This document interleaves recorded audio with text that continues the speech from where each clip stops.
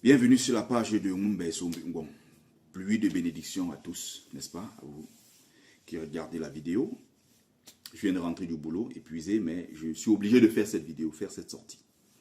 Déjà, ça commence tout à l'heure. Bon, je fais une première vidéo pour rendre hommage aux combattants qui sont en train de se battre en ce moment dans les rues au Cameroun. Je passe également un message à l'armée camerounaise, aux forces de l'ordre en général. J'arrive chez moi, les pleurs encore des Bamileke. Depuis 2 jours, j'entends les pleurs à gauche, à droite. Il y a des vidéos qui circulent, des personnes témoignant de ce que les Ekans sont en train de préparer une guerre contre les Bamileke et qu'ils ont distribué les armes aux jeunes le moment venu pour s'attaquer aux Bamileke parce que les Bamileke seraient, n'est-ce pas, derrière Tiroma pour le soutenir pour que eux, les Fangbeti Boulou, perdent leur pouvoir. Donc, en réalité, on a peur de s'attaquer aux nordistes. On cherche toujours le moins cher qui est Bamileke. Pourquoi on cherche le Bamileke le moins cher? Parce que c'est un peuple qui ne se prend pas au sérieux. Donc, là, ils sont en train de pleurer. Commençons par l'histoire. Un peuple qui a été ciblé depuis très longtemps dans notre pays. Avant les années de colonisation, avant cela, avant les années 60, ils ont toujours été l'objet ils ont toujours été des cibles, n'est-ce pas? Tant du gouvernement que des colons. De 1960 jusqu'à 1971, avec l'assassinat de Ernest Ouandjé, ils ont toujours été ciblés, attaqués, massacrés, discriminés sur l'ensemble du territoire. Ernest Ouandjé, dont la tombe récemment a été profanée. Personne n'a poursuivi les gars, personne n'a été arrêté. Il a été traité de bandit par Elimbi Lobé et ses comparses. Rien n'est arrivé. Donc, quand on laisse ce genre de choses se faire, les gens à un moment se disent, ok, bon, c'est normal, c'est le moins cher de tout le monde peut les piétiner. Massacré sur l'ensemble du territoire, je ne veux pas entrer dans l'histoire parce que ça va faire long. S'il faut revenir sur le massacre du quartier Congo à Douala, le massacre de Tombel, ce qui s'est passé à Djoum, ce qui s'est passé à Sangmelima, à Akonolinga, en Balmayo, vous avez encore vu jusqu'à récemment les boutiques des Bamileke saccagées, les populations tabassées à gauche, à droite et tout, on vit tout ça. Vous avez encore vu récemment à Meyo Centre, vous avez vu ce qui s'était passé à Kiossi. Il y a tellement d'endroits comme ça, voilà. Je ne vais pas rentrer dedans parce que ça va faire long. Je vais faire une vidéo courte. Tout ça arrive pourquoi? Parce qu'on est un peuple qui est attentiste, un peuple qui a peur, il faut le dire. Un peuple qui ne sait pas se défendre, un peuple qui a arrêté de se défendre. Parce que nos ancêtres, nos grands-parents, qui étaient des gens dignes, forts, puissants, quand ils se retournent, certains se retournent dans leur tombe aujourd'hui, ils ont honte de qui nous sommes devenus.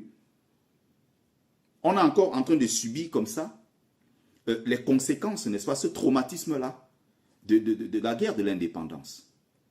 Donc, on annonce qu'il y a des vidéos qui circulent et tout, hein, sur WhatsApp et tout, vous allez voir, on annonce, n'est-ce pas, que Bruno Bidjan, n'est-ce pas, serait dans un truc, voilà, avec les frères du village, se sont entendus pour financer les jeunes, leur donner des armes, le moment venu pour attaquer les Bamileke, parce que ce sont les Bamileke qui sont en train de pousser les Babana à venir arracher leur pouvoir. Il faut qu'on se comprenne très bien. Vous avez en face des nordistes dont le leader est Issa Tiroma Bakari. Maurice Kamto n'est plus dans l'équation parce que pendant 7 ans ici, nous on a subi, on a encaissé parce que un Bamileke Kamto voulait prendre le pouvoir des Boulous. Bon, maintenant on est avec Issa Tiroma Bakari qui est nordiste. Je le dis depuis 5-6 ans ici. Ils ont peur des nordistes. Je dis toujours, allez à la briqueterie, les nordistes sont là-bas, allez les attaquer. Qu'est-ce qui s'est passé? Donc, puisqu'ils ont peur d'affronter les nordistes, on cherche la cible facile qui est le Bamileke. Et maintenant, ils commencent à menacer les Bamileke partout. Je parle ici d'un témoignage de quelqu'un que je connais très bien,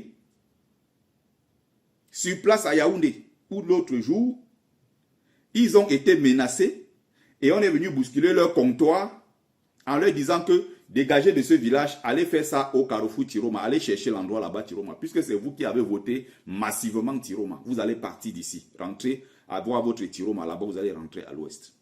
Tiroma est pourtant nordiste. Ils n'osent pas s'attaquer aux nordistes. Cette fois-ci, l'adversaire ne vend plus les œufs, comme les Bamileke vendent les œufs, ils ont peur, ça va se casser. Les gens qui vendent le soya n'ont pas peur. Vous comprenez ce qui se passe? On cherche la cible facile. on transfère son agressivité sur quelqu'un qui n'a rien fait et qui n'a rien demandé. Vous comprenez? Ils font ça pourquoi? Ils font ça pourquoi? Parce que les Bamileke sont des gens, des peureux. Et quand je dis peureux, je dis le comportement que nous affichons ces dernières années. Je ne veux pas dire que historiquement, c'est le peuple le plus courageux du Cameroun. Il n'y a rien à dire là-dessus. Mais il faut qu'on se comprenne. Voilà le message que je veux porter. On vient les attaquer, nous attaquer pourquoi? Et pourquoi les gens pleurent? C'est ça la question. Vous allez partout sur TikTok. Si je mets TikTok là maintenant partout. Non, mais ils ont dit qu'ils vont nous attaquer. Ce n'est pas bon les choses comme ça. Pourquoi les gens sont comme ça? Voilà, ils ont dit qu'ils vont casser nos boutiques. On va alors faire comment? Hein? Il faut que le peuple camerounais vraiment s'organise. Il faut que les gens soient au courant de cette histoire. Mais qu'est-ce que ce peuple? Ce peuple a un problème. Je le dis ici depuis des années. Je me prends des balles, mais je m'en fous. Je porte un message des profondeurs, un message qui vient des ancêtres méritants, qui me disent que on va parler. Allez, va prendre la parole. Donc quand je parle ici au nom de mes ancêtres, je n'ai peur de personne. Voilà. Il faut que ce soit très clair. Donc on te cible parce que Bamileke, au lieu de demander à ta communauté de s'organiser pour défendre ses intérêts et se protéger, tu dis que non, on doit, le peuple camerounais. Pourquoi tu parles du peuple camerounais? On t'amène dans un couloir, tu ne comprends pas quoi. On t'amène dans un couloir qui est bien précis. On fuit. On ne veut pas attaquer frontalement les nordistes parce qu'on a peur. Et on te cherche, toi, la cible. Et toi, tu fais comme si tu ne comprends pas, soi-disant dans vos conneries que vous appelez stratégie. Vous êtes en train de dire que non, le peuple, non, ne parlez pas de peuple. Non, vous êtes ciblé très clairement parce que Bamileke. Vous avez une diaspora qui est très riche, intelligente, qui a, voilà. Vous avez un peuple qui est nombreux. Ce n'est pas l'argent qui manque à notre communauté. Ce n'est pas des élites intellectuelles qui manquent. On a tout ce qu'un peuple doit avoir. On a même mieux que beaucoup d'autres. Vous comprenez? Donc, si on ne peut pas s'organiser comme j'écris ici depuis des années, organisons-nous. Il faut qu'on forme un véritable lobbying Bamileke puissant, je le répète ici, pour défendre nos intérêts. En l'absence de l'État qui était censé protéger les populations, y compris les Bamileke, pendant qu'on casse, on pille nos boutiques, les autorités sont là, les forces de l'ordre sont présentes et font des vidéos, des selfies avec les casseurs. Vous comprenez? Donc, en l'absence de l'État, je ne dirais même pas l'absence, je parlerai même de la complicité de l'État. Qu'est-ce qu'on fait en tant que peuple? On continue de chialer, on ne protège pas nos mamans, nos petits soeurs, nos enfants. Comment on s'organise pour se protéger face à l'adversité? Vous avez des gens, oh, ils ont dit qu'ils vont nous tuer. Hey, vous allez dans les panels TikTok, ils sont là. Ils ont mis les pleurs au sol. Ils ont dit qu'ils vont nous attaquer. Ouais, on est Bamileke, on a encore fait quoi? On est comme ça, on est des gens que nous on fait seulement notre comex. Nous on ne cherche pas nous les problèmes. Écoutez-moi les gens comme ça. Ce peuple a un problème. Je vous le dis depuis des années ici. Ce peuple a un problème. Donc, à ceux qui sont dans ces histoires, il faut savoir qu'il y a une génération de Bamileke, et je fais partie de cette génération. Faites très attention à ce que vous tentez, ce que vous voulez faire. Il faut faire très attention parce qu'il y a des blessures profondes. Et notre radicalité est en train de se construire dans une rationalité déconcertante. Nous observons, nous prenons le temps qu'il faut. Mais faites très attention. Il n'y aura pas de second génocide Bamileke. Ça n'existera jamais. C'est-à-dire que, quitte à ce que vous finissez jusqu'au dernier. C'est-à-dire que nous allons faire